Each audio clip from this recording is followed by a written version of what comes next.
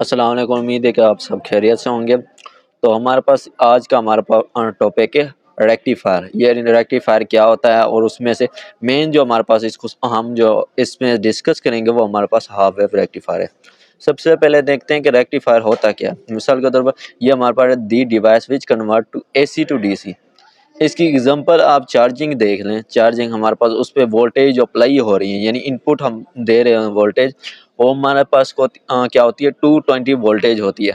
लेकिन वह डीसी को डीसी में चार्जिंग उसको कन्वर्ट करके हमारे पास बैटरी की फॉर्म में देता है, बैटरी चार्ज हो जाती है। वो हमारे पास बेस्ट एग्जांपल किसकी है, रेक्टिफायर की, कि हमारे पास जो एसी है वोल्टेज उसको हमारे पास डीसी की वोल्टेज फॉर्म में चेंज कर देता है और हमारे पास बैटरी की फॉर्म आ जाती है, हमारा मोबाइल चार्जिंग हो जाता है। अब हम इसमें जो ना हाफ वेव रेक्टिफायर के देखते हैं कि हाफ वेव रेक्टिफायर होता क्या है, उसको सॉल्व किस तरह करेंगे और उसकी जो है ना हमारे पास वी आउटपुट किस तरह फाइंड करेंगे। तो हाफ वेव ये रेक्टिफायर है, ठीक है। उसमें वो इनपुट ये दे रहा है, ठीक है। हमारे पास इनपुट हमारे पास एसी की फॉर्म में आ रही है, ये हमारे पास इनपुट है, ठीक है। जब एसी की फॉर्म में ये पॉजिटिव भी देगी नेगेटिव भी देगी, ठीक है, दोनों वेव्स आ जाएंगी। उसके बाद आउटपुट क्या आ जाएगी हमारे पास हाफ रेक्टिफायर में, अगर इधर से इनपुट देते हैं, ठीक है। अगर हम इधर से इनपुट देते हैं तो हमारे पास क्या हो जाएगी, ये हमारे पास ऐसे इनपुट हो जाएगी पॉजिटिव हाफ साइकिल। देखो ना पॉजिटिव हाफ साइकिल में ये क्या आ जाएगा, शॉर्ट। इधर से हमारे पास पॉजिटिव आ जाएगी, इधर से हमारे पास नेगेटिव। तो हमारे पास एनोड ग्रेटर के थोड़, तो इसका मतलब है कि ये हमारे पास शॉर्ट हो जाएगा और हमारे पास आउटपुट आ जाएगी पॉजिटिव हाफ साइकिल। इसी तरह अगर नेगेटिव हाफ साइकिल में देखा जाए, यानी इधर से 0 से पाई तक हमारे पास वी आउटपुट आ रही है। लेकिन अगर नेगेटिव हाफ साइकिल देखा जाए पाई से 2 पाई तक, तो हमारे पास क्या आ जाएगा, इधर हमारे पास नेगेटिव आ जाएगा एनोड वाली साइड, इस साइड पे बैक वाली साइड पे।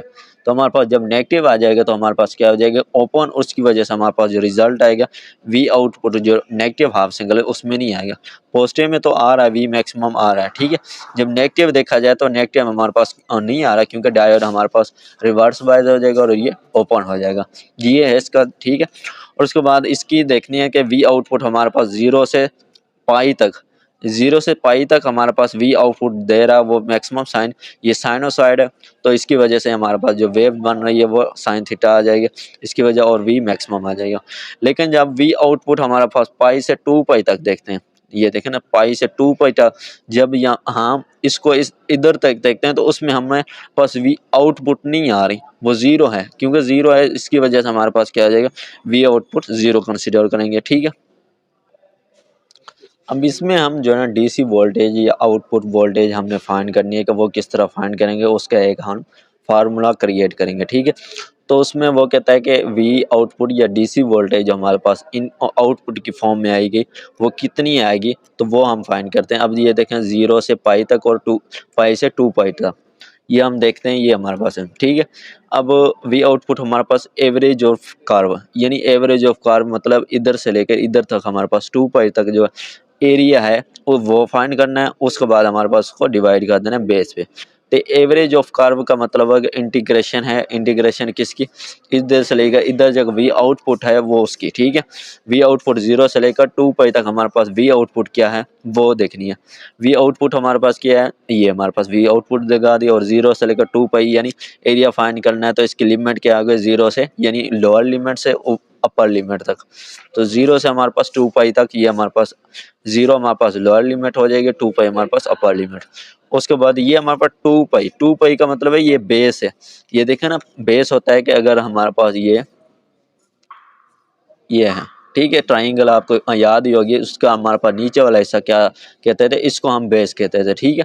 तो इस वजह से हमारे पास बेस इसकी टोटल क्या है, ये 2 पाई। तो 2 पाई डिवाइड कर दिया, ठीक हो गया, और 0 से 2 पाई तक हो गया। अब हम इसको ब्रेक कर देते हैं कि 0 से लेकर पाई तक और पाई से लेकर 2 पाई तक, इसको अगर दोबारा ऐड करोगे तो वो ये इस तरह ही आ जाएगी, ठीक है। अब ये हमारे पास इसको ब्रेक कर दिया 0 से पाई तक और पाई से 2 पाई तक, ठीक है। अब इसको जब ब्रेक कर देंगे वी आउटपुट हमारे पास जो 0 से पाई तक है वो तो हमारे पास आ जाती है, 0 से पाई तक तो हमारे पास वैल्यू आ जाती है। लेकिन पाई से हमारे पास 2 पाई तक वैल्यू क्या आ जाती है, वो 0 आ जाती है। तो वी आउटपुट पाई से 2 पाई तक हमारे पास क्या है, इसको जीरो करना है। मैंने रीजन भी की हुई है वी आउटपुट जीरो किस वजह से, क्योंकि पाई से लेकर 2 पाई तक हमारे पास कोई भी हमारे पास वेव फॉर्म नहीं बनती, वो जीरो होती है, तो इस वजह से जीरो दे दे, ये वाली हमारे पास जीरो हो जाएगी। बाकी सोल्व कौन सी करनी है, सिर्फ हमने इस वेव को यानी जीरो से पाई तक हम मालूम कर लेंगे, ठीक है। तो 1 और 2 पाई वैसे का वैसे आ जाएगा, जीरो से पाई तक वी। अब वी आउटपुट हमारे पास क्या थी, वी आउटपुट हमारे पास जो पॉजिटिव हाफ साइकिल में थी वो हमारे पास वी मैक्सिमम साइन थीटा, तो ये थी, वो हमने वैल्यू पुट कर दी वी आउटपुट की। उसके बाद हमारे पास वी एम, क्योंकि कांस्टेंट है, ये चला जाएगा आगे, और सिर्फ हमारे पास जो ये बन जाएगा, ये हमारे पास साइन थीटा, ये हमारे पास बच जाएगा, और इसकी इंटीग्रेशन लेंगे। तो साइन की इंटीग्रेशन क्या होती है हमारे पास, देखें अगर डेरिवेटिव लिया जाए कोस का, तो हमारे पास क्या आ जाएगा, माइनस साइन थीटा। अब साइन थीटा इधर है, तो एंटी प्रोसेस जो इंटीग्रेशन है वो हमारे पास एंटी प्रोसेस ऑफ डेरिवेटिव है। इसका मतलब है कि साइन की इंटीग्रेशन क्या आ जाएगी, माइनस कोस, तो इस वजह से माइनस कोस थीटा दे दिया। और उसके बाद हमारे पास जीरो लिमिट अप्लाई कर दे, जीरो और पाई। अब जैसे लिमिट अप्लाई कर देंगे, माइनस वैसे का वैसे आ गया, अपर लिमिट और उसके बाद लोअर लिमिट मैंने अप्लाई कर दी। कोस पाई हमारे पास किसके इक्वल होता है, कोस पाई हमारे पास -1 के इक्वल होता है, और कोस थीटा हमारे पास 1 के इक्वल हो जाता है।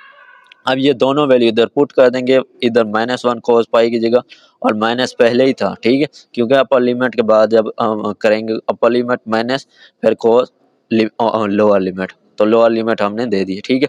अब ये माइनस दोनों प्लस हो जाएंगे, और माइनस माइनस प्लस हो जाएगा, 2 आ जाएगा, और 2 कट जाएगा, तो हमारे पास वी मैक्सिमम वी हमारे पास वी डी सी जो हमारे पास आउटपुट की फॉर्म में है ये, वो हमारे पास क्या है वी एम ओवर पाई, और वी एम ओवर पाई की हमारे पास क्या वैल्यू है 3.14।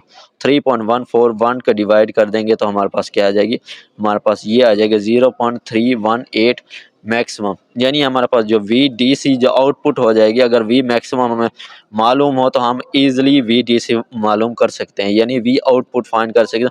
क्योंकि V D output V D C इस वजह से मैंने लिखा है क्योंकि हमारे पास आउटपुट जो वोल्टेज आ रही है वो डी सी की डी सी की फॉर्म में आ गई है, एसी से कट के डीसी के, यानी डीसी के फॉर्म में कन्वर्ट हो गए, तो इस वजह से वीडीसी भी कह सकते हैं या वी आउटपुट भी कह सकते हैं। तो ये हमारे पास उसका आंसर आ जाता है। उम्मीद है कि आपको समझ आ गया। अगर फिर भी अगर कोई क्वेश्चन है तो आप कमेंट में बता सकते हैं। अल्लाह हाफिज़।